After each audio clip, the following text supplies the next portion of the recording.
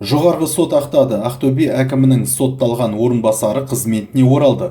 43 жастағы Жанкелді Әубәкіров 2019 жылдың шілдесінде Ақтөбе әкімінің орынбасары болып тағайындалды. Ол тұрғын үй шаруашылық мәселелеріне жетекшілік етті. Алайда шенеунік 2020 жылдың басында тергеу изоляторына қамалды. Әубәкіров қаланы жаңа жылға орай безендіруге бөлінген 100 миллион теңгені серіктестерімен бірге иемденді деп күдіктенді. Сонымен қатар мерекеге арналған көшелер кәсіпкерлердің есебінен безендірілген. Бұл іс бойынша тергеу бір жылға жуық уақытқа созылды. 2021 жылдың жазында 5 айыпталушы 5 жылдан 7 жылға дейін мерзімге ие болды. Барлық сотталғандардан 90 миллион теңге өндірілді.